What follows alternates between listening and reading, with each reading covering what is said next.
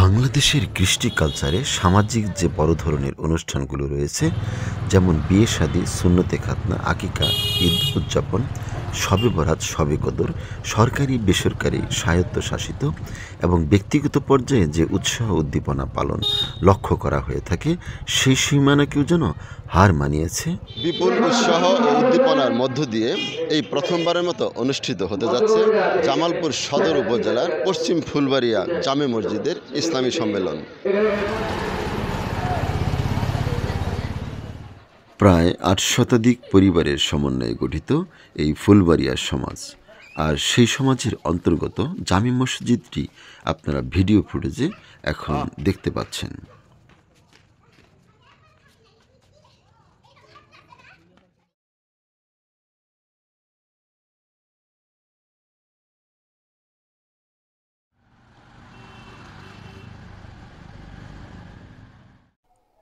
Electric চোখ ধাঁধানো আলোয় রঙিন সজ্জায় সজ্জিত এই অপরূপ দৃশ্যটি বলে দিচ্ছে কতটা জমকালো আয়োজনে অনুষ্ঠিত হচ্ছে মাহফিলটি। ইসলামী সঙ্গীত পরিবেশন করছেন ইমাম ও খতিব মুফতি আনোয়ার হুসাইন এবং এনামুল হক মিলনের সঞ্চালনায় পবিত্র কোরআন তেলাওয়াতের মাধ্যমে বিকেল ৩:৩০ থেকেই শুরু হয় ইসলামী সম্মেলনের কার্যক্রম।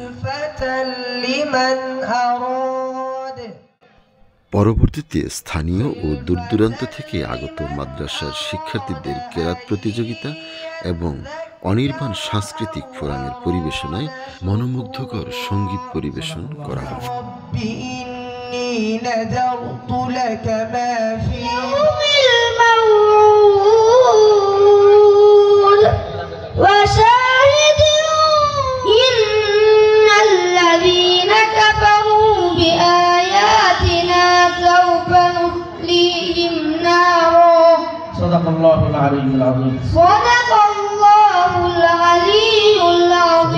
নদী আর পাহাড় বনি, পাখিদের গুনগুন গুঞ্জরণী।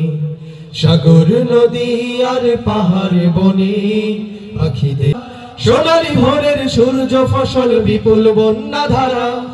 নির্ভীক ওরা কারা, নির্ভীক ওরা কারা, বজ্র আঘাতে ভাঙি একসাথে কঠিন পাষাণ কারা।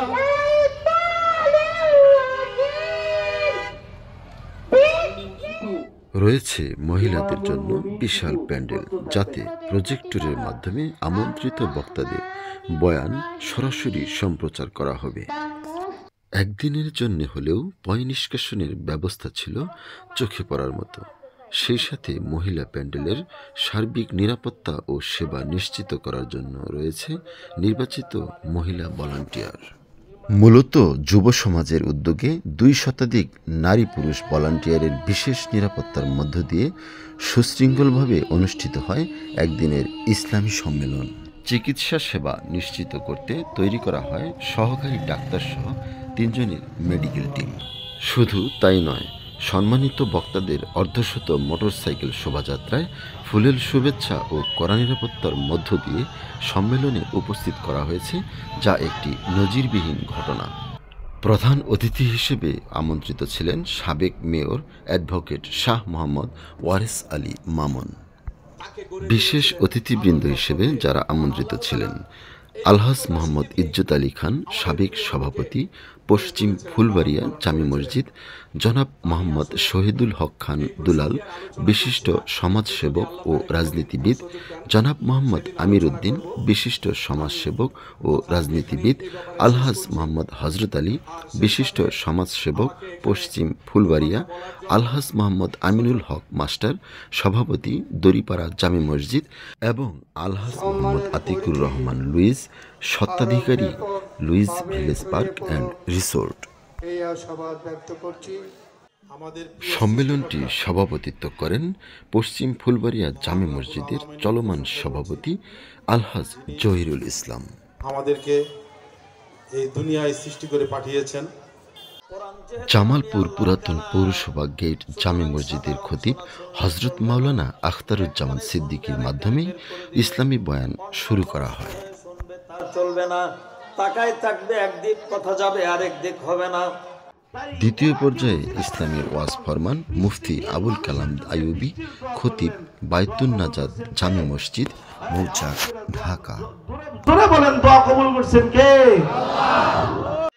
তৃতীয় ও শেষ পর্যায়ে ইসলামী বয়ান পেশ করেন হযরত মাওলানা মুফতি আরিফ বিল্লাহ ভোলাবী, প্রতিষ্ঠাতা পরিচালক দাওয়াতুল উম্মাহ কওমি মাদ্রাসা ভোলা।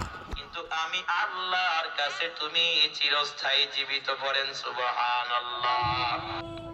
ভিন্ন ধারায় আয়োজিত এই ইসলামী সম্মেলন জামালপুরের বিগত দিনের সকল আনুষ্ঠানিক আয়োজনের রেকর্ড ভঙ্গ করে নতুন একটি মাইলফলক সৃষ্টি করেছে, যা ধর্মপ্রাণ মানুষের হৃদয়ে এক ঐতিহাসিক অধ্যায় হিসেবে দাগ কেটে থাকবে এবং অনুপ্রেরণা যোগাবে বলে মন্তব্য প্রকাশ করেছেন দূর দূরান্ত থেকে আসা মুসল্লিগণ ও স্থানীয় এলাকাবাসী।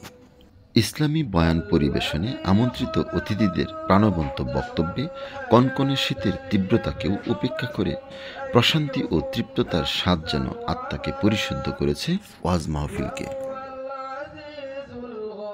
অন্তত একটি অনুষ্ঠানকে কেন্দ্র করে বর্ণ, গোত্র, দলমত নির্বিশেষে সকল শ্রেণী পেশার মানুষ একই ছাদের নিচে সমবেত হতে পেরে সমাজের সকলেই আনন্দিত ও গর্বিত।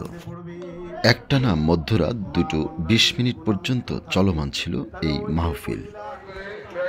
পরিশেষে সভায় যোগদান করা সকল ব্যক্তিদের মধ্যে 4000-এরও অধিক প্যাকেটজাত তবারক বিতরণের মধ্য দিয়ে পরিসমাপ্তি ঘটে প্রথমবারের মতো আয়োজিত পশ্চিম ফুলবাড়িয়া জামে মসজিদের ইসলামী সম্মেলন।